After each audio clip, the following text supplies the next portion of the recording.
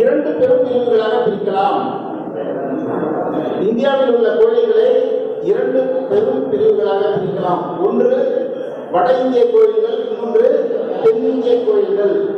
வட இந்திய கோயில்களுக்கு பெயர் வந்து ரேகா பிரசாதம்.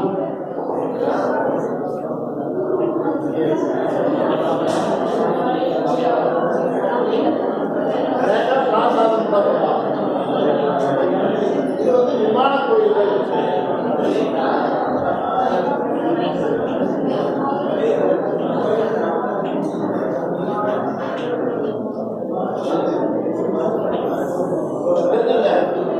இந்தியாவில் உள்ள கோயில்களை இரண்டு பெரும் பிரிவுகளாக இருக்கலாம். வட இந்திய கோயில்களுக்கு ரேகா பிரசாதம் என்று பெயர், தென்னிந்திய கோயில்களுக்கு விமான கோயில்கள் என்று பெயர். ரெண்டுத்துக்கும் மிக முக்கியமான வேறுபாடு என்னன்னு தெரிஞ்சுங்க. ரேகா பிரசாதம் என்று சொல்லக்கூடிய வட இந்திய கோயில்களுக்கு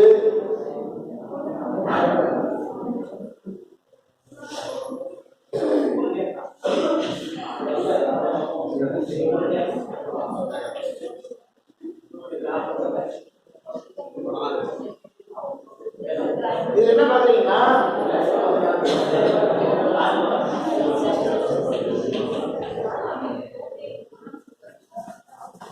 எப்படி சொல்லலாம், நெடுக்கு கோடு அதிகமா இருக்கும்.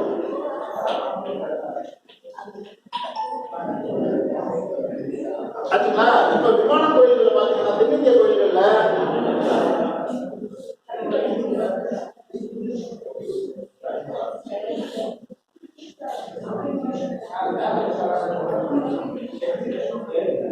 இப்படி இருக்கும். இங்க வந்து குறுக்கு கோடுகள் அதிகமா இருக்கும்.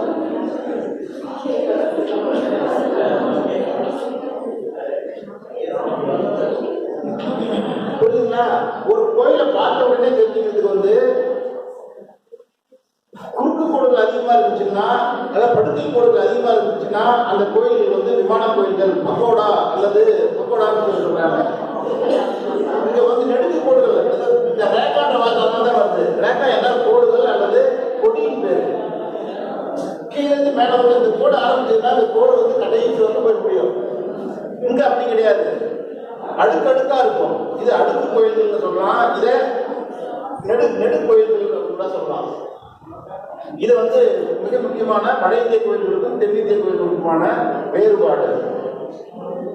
இதுக்கு ஒரு பேர் இருக்கு. வட இந்திய கோயிலுக்கு பேரு நாகரம் என்று பெயர். நாகரம். தென்னிந்திய கோயிலுக்கு வந்து திராவிடம்.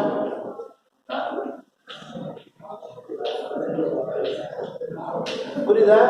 வட இந்திய கோயில்களை நாகர கோயில் என்று சொல்வார்கள், தென்னிந்திய கோயில்களை திராவிட கோயில்கள் என்று சொல்வார்கள். சரி, இது ரெண்டுக்கும் மிக்ஸ் ஆகி வந்து ஒரு கோயில் உருவானது.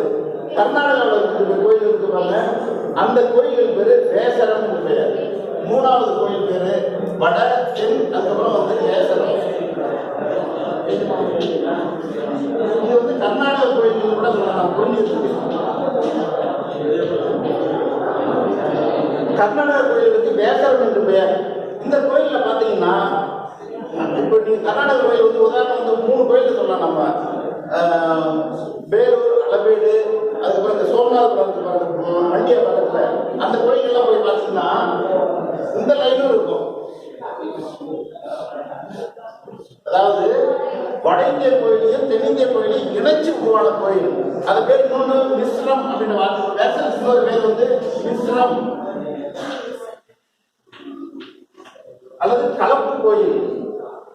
இதுக்கு மிக சிறந்த உதாரணம் வந்து கர்நாடகாவில் பட்டடக்கல்னு ஒரு இடம் இருக்கு.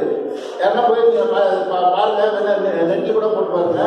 பட்டடக்கல்னு ஒரு ஊர் இருக்கு கர்நாடகாவில். அங்க பாபநாதர் ஒரு கோயில் இருக்கு.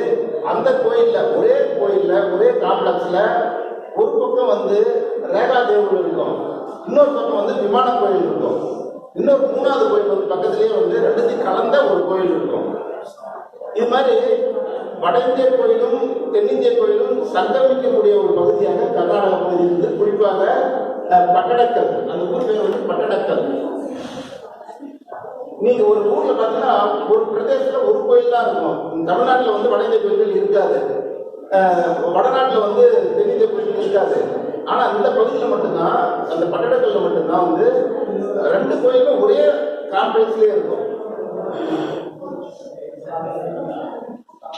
பட்டடக்கல். இப்ப ஒவ்வொன்றுக்கும் ஒரு பேர் இருக்கு, அதை தெரிஞ்சுங்க. இது வந்து கோயில்களை பத்தி ரொம்ப மேஜரா இருக்கக்கூடிய 3 வகையான கோயில். நாகரம், திராவிடம், வேசரம். வேசரம்ங்கிறது கர்நாடக கோயில் ஒரு சின்ன ஒரு பகுதி. அது இப்ப ஒரு விமானம்னு எடுத்தீங்கன்னா அதுக்கு சில பேர்லாம் இருக்கு.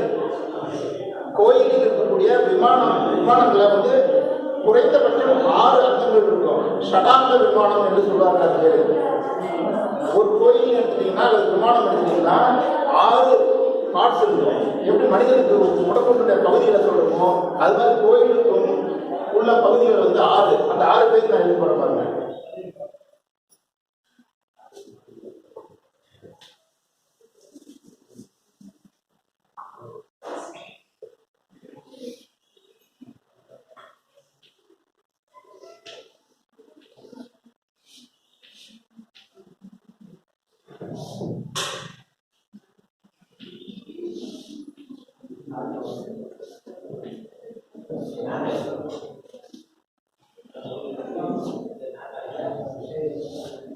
இது மாதிரி தான் ஒரு விமானம் இருக்கும்.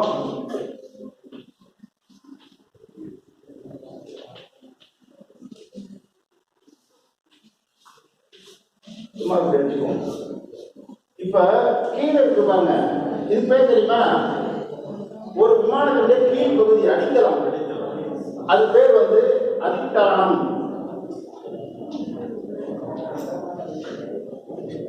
இதுக்கு பேர் இருக்கு பாருங்க, சுவர் பகுதி, அது பேரு பாதம். இந்த கூரை பகுதி இருக்கு பாருங்க, அது பேரு பிரஸ்தரம். இந்த கழுத்து பகுதி இருக்கு பாருங்க, அதெல்லாம் வந்து உடம்பு மனித உடலை பார்க்கும் பொழுது பாதம் பாதமாக இருக்கிறது வந்து அதிஷ்டானமாகவும், காலுக்கு பேர் வந்து பாதமாகவும், தோளுக்கு பேர் வந்து பிரஸ்தரமாகவும், கண்டம் என்று சொல்லக்கூடிய இது பேரு கலம் அல்லது இது பேர் வந்து கண்டம் அல்லது கழுத்து அல்லது கிரீவம் என்ற வார்த்தை சொல்லுவாங்க. இது பேர் சிகரம், இது பேரு தூபி. ஒரு மனிதனுடைய கழுத்து, தலை, உச்சி, இந்த 3 பாகங்கள் வந்து ரொம்ப தெளிவா இருக்கும்.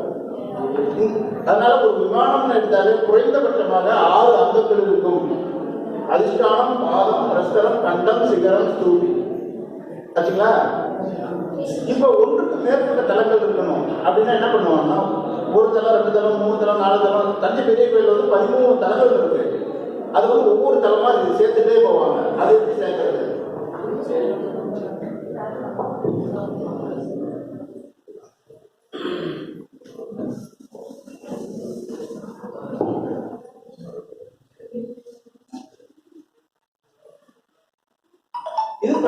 இந்த நார்த் இந்தியன் டெம்பிள் கூட இது பேரு பாபாகம், பாபாக. இது பேரு ஜங்கா, இது பேரு கண்டி, இது பேரு கழுத்து பேரு பேக்கி, இது பேரு ஆம்லகா, இது பேரு காப்புரி. நம்முடைய பேர் மாதிரி தான் இருக்கு, ஆனா அந்த வடிவில் வச்சு பேர் சொல்றாங்க. காப்புரி, ஆம்லகம், பேக்கி. பேக்கின்றது இது வந்து ஜண்டி, இந்த உடம்பு பேரு. ஜண்டானா காடு, பாப்பாவுன்னா கீழே இருக்கக்கூடிய பாதம், அதாவது நெருப்பு மாதிரி பகுதி. நார்த் இந்தியாவில் இந்த பேர் பேசிக்கான பேர். சரி, இப்ப ஒரு கருவறை, ஒரு கோயில் இருக்கு பாருங்க. அந்த கோயில் என்னென்ன இருக்குன்றத பார்ப்போம். புரிஞ்சுட்டீங்களா? போட்டோ எடுத்தீங்களா? சரி, ஃபாஸ்டா எடுப்போம். ஒரு திராவிட கோயிலுக்கு வருவோம்.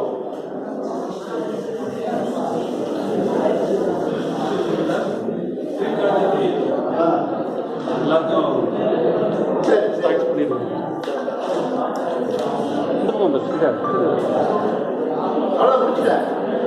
ஒரு கோயில் இருந்தா நல்லா பாருங்க.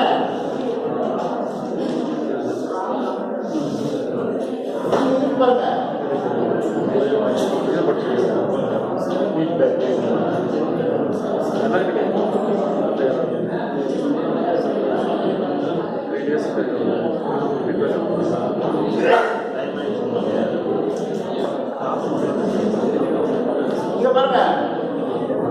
இந்த இடத்துல இதுக்கு என்ன பேரு? சாமி கூடிய இடத்துக்கு என்ன பேரு? கர்ப்பகிரகம், கருவறை, திருவும் நாழி இப்படிலாம் சொல்லுவாங்க. இது பேரு கருவறை. இது பேர் என்ன? அந்தராலம். இது பேரு. இதோட முடிஞ்சிச்சுன்னா அர்த்த மண்டபம். இதுக்கோட நிறைய மண்டபங்கள்லாம் வந்துச்சுன்னா அது முகமண்டபம். முகமண்டபம்னு சொல்றாங்க.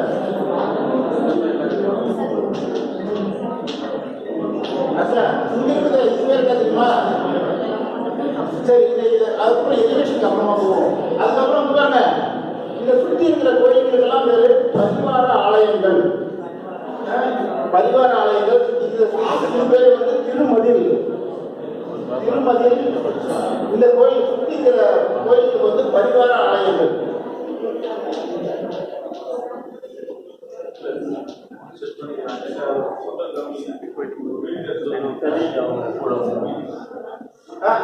இந்த கருவறைக்கு மேல கட்டக்கூடிய கட்டடத்துக்கு என்ன பேரு? கருவறைக்கு மேல கட்டக்கூடிய கட்டடத்துக்கு என்ன பேரு? வாயில கட்டக்கூடிய கட்டடத்துக்கு என்ன பேரு?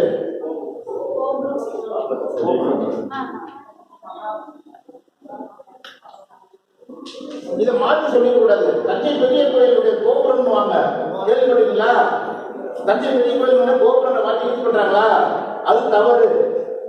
தஞ்சை பெரிய கோயில்ன்ற வார்த்தையை யூஸ் பண்ணீங்கன்னா நீங்க விமானம்ன்ற சொல்லு தான் பயன்படுத்தணும். ஏன்னா விமானம் தான் பெருசா இருக்கு, அங்கே கோபுரமா இருக்கு, கோபுரம் சின்னதா இருக்கு. கோபுரம் என்பது நுழைவாயிலின் மீது கட்டப்படும் கட்டடமாகும். கருவறையின் மீது கட்டப்படும் கட்டடத்துக்கு விமானம் என்று பெயர். அதை படிச்சவங்க யுக்தி படிச்சவங்க மாற்றி சொல்லக்கூடாது. இதை கோபுரன்ற வார்த்தையால சொல்லக்கூடாது. இது விமானம் தான். அதை தெரிஞ்சுக்கங்க. அது அடுத்த அடுத்தது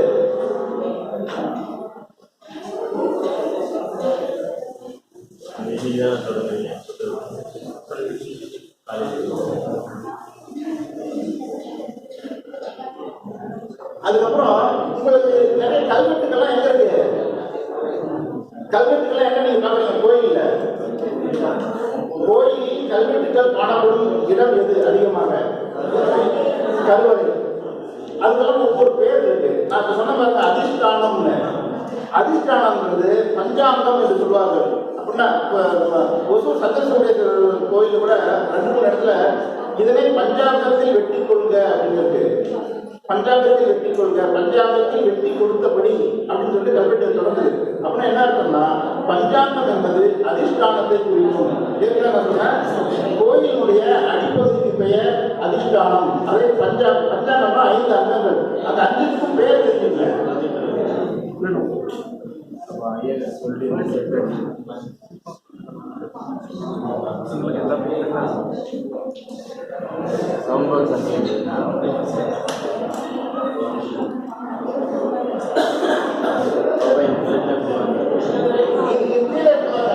ஒரு கோயிலுடைய விமானத்தினுடைய கீழ் பகுதி, அது கோபுரமாக இருந்தாலும் சரி, விமானமாக இருந்தாலும் சரி, அந்த கட்டடத்தினுடைய அடி கல்லுக்கு பேர் வந்து உபானம்.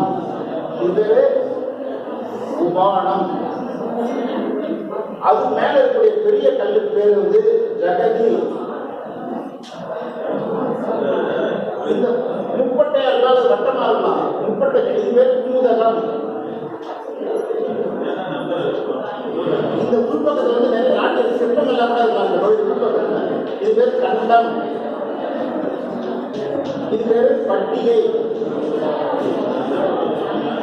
1, 2, 3, 4, 5. இந்த 5 சேர்ந்தது பேர் தான் அதிஷ்டானம். இங்கிருந்து இதுதான் அதிஷ்டானம்.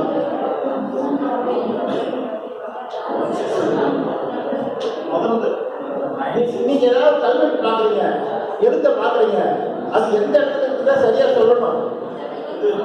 உபானத்தில் இருக்கா, ஜகத்தில் இருக்கா, குமுதத்தில் இருக்கா, கண்டத்தில் இருக்கா, பட்டியல் இருக்கா? பட்டியல கூட பாத்தீங்கன்னா பட்டியின் மேல் பக்கம், பட்டியின் நெற்றி பக்கம் அப்படின்னு சொல்லி நீங்க தெளிவா சொல்லணும். நிறைய புக்குங்கெல்லாம் பார்த்தா கருவறை இருக்கு அல்லது வேற ஏதோ ரொம்ப வேகா குறிப்பிடுவாங்க. அது தவிர ஏன்னா நிறைய இடத்துல கல்வெட்டு இருக்கும், 10 கல்வெட்டு இருக்கும். நீங்க எந்த இடத்துல இருக்கிற கல்வெட்டை குறிப்பிடுறீங்கன்றது ரொம்ப முக்கியம். அதனாலதான் இந்த சொற்கள் எல்லாம் நான் சொல்றேன். புரியுதா? மேல இருக்கிறது பேரு பட்டிகை, பேர் கண்டம், இந்த முப்பட்டையா இருக்கிறது பேர் முதகம், பெருசா இருக்கும் இது பேர் ஜகதி, அது கீழே இருக்கிற பேர் உபானம். சரியா?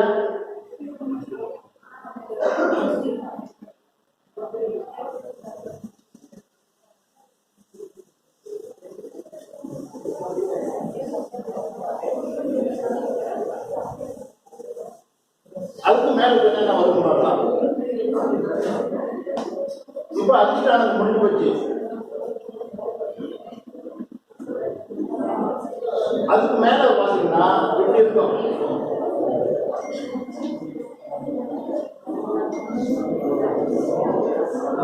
இந்த பகுதிக்கு பேரு வேதிகை.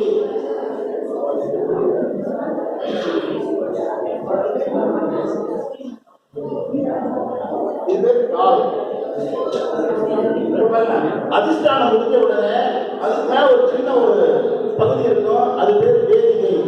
இந்த வேதிகை வந்து சுற்றி அதிஷ்டானம் மாதிரியே இருக்கு பார்க்கறதுக்கு. நிறைய பேர் வந்து அதிஷ்டானத்தோட சேர்த்து சொல்லுவாங்க.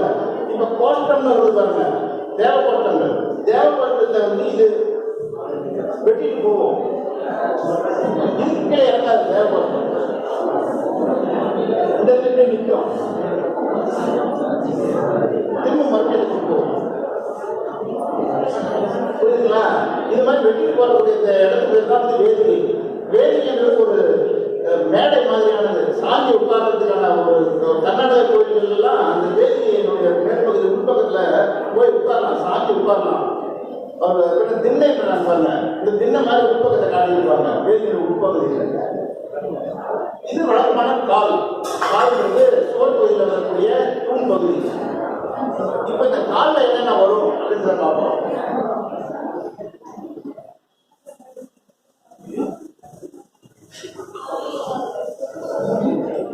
நீங்க பார்க்க எல்லா தூண்களுமே இப்படிதான் இருக்கும்.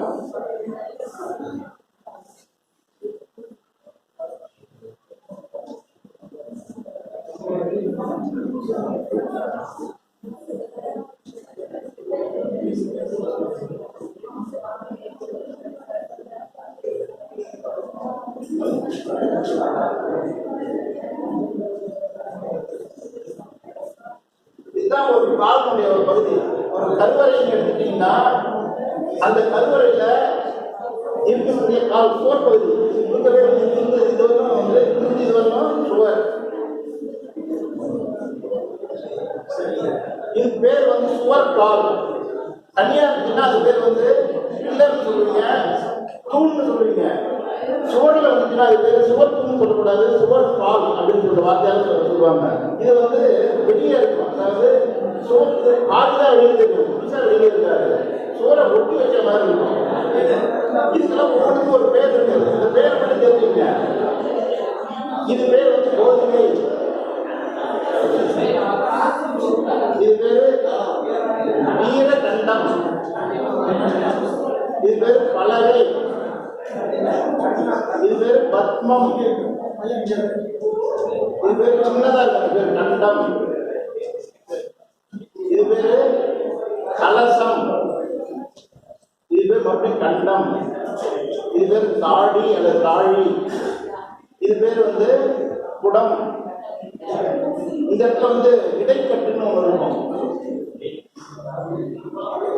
இது கீழே தொங்கும். இது பேரு தாமம் பேரு. கீழே தாம் நல்ல தண்டு.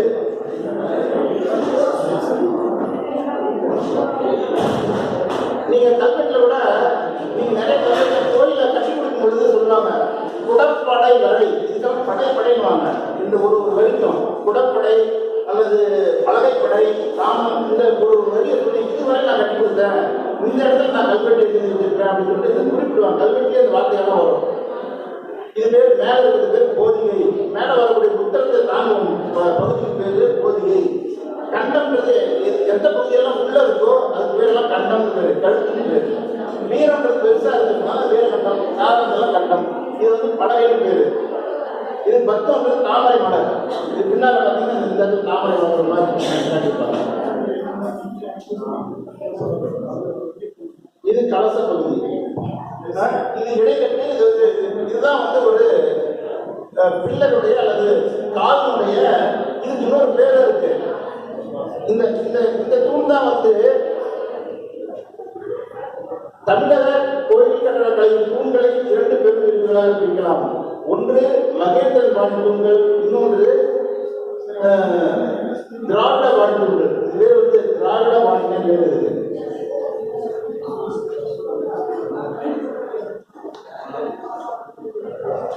இந்த தூணுக்கு பேரு, இந்த பலகை பக்கம் இந்த அமைப்புகள்லாம் இருந்துச்சுன்னா அது பேரு திராவிட பாணி தூண் அப்படின்னு பேரு. இன்னொன்னு வந்து மகேந்திரன் மாதிரி தனியா இருக்கு பாருங்க, மகேந்திரன் பாணி தூண் பேரு. அது எப்படி இருக்கும்? மண்டபம் எல்லாம் இருக்கு பாருங்க தூண், அந்த தூண் மாதிரி இருக்காது. அந்த தூண்கள் வந்து மகேந்திரன் பாணி தூண் பேரு. அது எப்படி இருக்குன்னா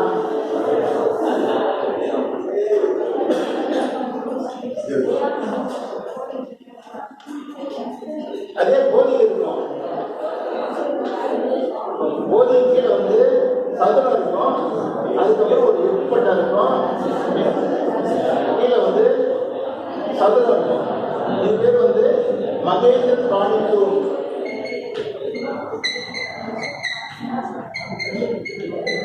இது கீழே வந்து இது பேர் சதுரம். இது வடிவம் தான், எட்டுப்பட்டா சதுரம். இது பேர் போதிகை. இதுதான் பின்னால் வந்து நிறைய வளர்ச்சிகள்லாம் இருக்கு. நிறைய நடுவில் வந்து எட்டுப்பட்டை மறுபடியும் இன்னொரு சதுரம் வரும், 2 சதுரம் 2 எட்டுப்பட்டை கூட வரும், 3 சதுரம் 2 எட்டுப்பட்டை, இது மாதிரி நீளமா வந்துட்டே இருக்கும். அதனுடைய அடிப்படை வந்து இதுதான். மண்டபத்தில் இருக்கக்கூடிய தூண்களுடைய அடிப்படை இது, கருவறையில் இருக்கக்கூடிய சுவர் தூண்களுடைய அடிப்படை இது. இதனுடைய வளர்ச்சி தான்.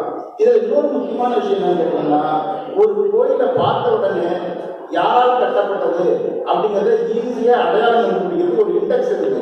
அது நான் சொல்றேன்.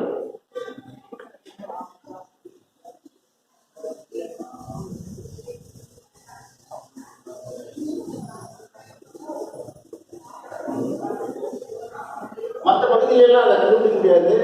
போதிகைன்னு பேரு. இங்க பாருங்க, இது பேர் போதிகை. இது இல்லையா, இது பேர் போதிகை. இதுல வந்து இப்படி இப்படி ஒரு வளைவு இருக்கும். இது வந்து தரங்க போதிகைன்னு பேரு.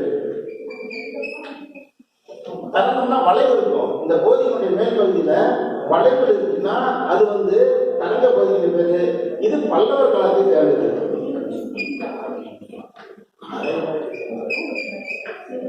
பல்லவர் காலத்து கோயில் ஏதாவது இருந்ததுன்னா அந்த போதிகை பகுதியில இது மாதிரியான சுருளா இருக்கும். அப்படி இருந்துச்சுன்னா அது தரங்கம்னாவே வளைவு அல்லது அலையா இருக்கும். அலைக்கு பேர் தான் தரங்கம். சான்ஸ்கிரிட்ல வந்து தரங்கம் என்றால் அலை இருக்கு. இது மாதிரி அலையா இருக்கிறதுனால அது தரங்க போதிகைன்னு பேரு. இதுவே வந்து சோழர் காலத்துல எப்படி இருக்குன்னு பாத்தீங்கன்னா வெட்டு போதிகைன்னு சொல்லுவாங்க. இப்படி இருக்கும், அதை இப்படி வெட்டி இருப்பாங்க.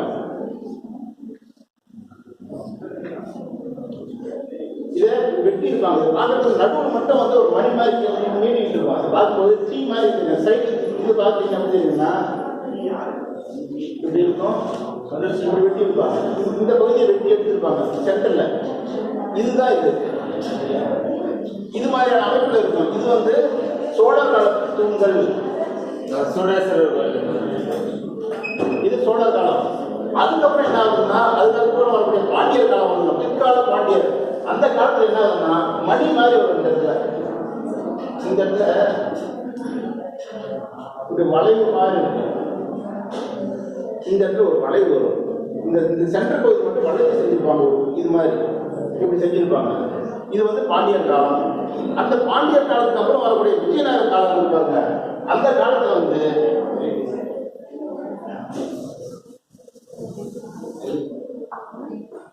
இந்த போதிகை வந்து எப்படி இருக்குன்னா இப்படி ஒரு வளைவு இருக்கும், அதுக்கப்புறம் இப்படி ஒரு வளைவு இருக்கும். இப்படி இருக்கும், 2 வளைவு இருக்கும். அது பேர் பூமுனை போதிகைன்னு பேரு.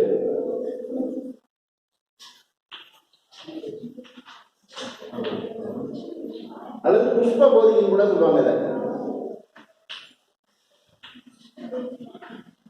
இது வந்து விஜயநகர காலத்து கோயில்கள்ல, அதாவது இதனுடைய தொடக்கத்தை வந்து ரொம்ப நேரா வந்து சின்ன அளவில் மூன்றாம் பருவத்தினுடைய தோழ காலத்திலே இருக்கும். அது படிப்படியாக வளர்ந்து நாயக்கர் காலத்தில் இன்னும் நீளமாக இருக்கும். இது தனியாகவே வரும். அப்படி இது மாதிரி வாழைப்பழம் இருப்பாங்க, அது மாதிரி தனியாக இப்படி வரும். இந்த அளவுக்கு தூண் இருக்கும். அதனுடைய போதிகை வந்து இப்படி இருக்கும். இப்படி நீளமாக இருந்துச்சுன்னா அது வந்து நாயக்கர் காலம்.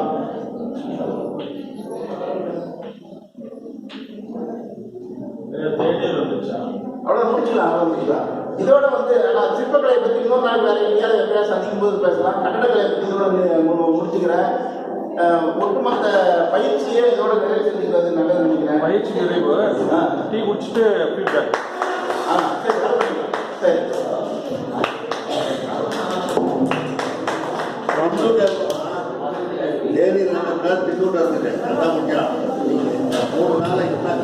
ஒரு 10 நிமிஷத்துல டீ குடிச்சிட்டு வந்துருங்க. அதுக்கப்புறம் ஃபீட்பேக் முடிச்சுட்டு கிளம்பலாம்.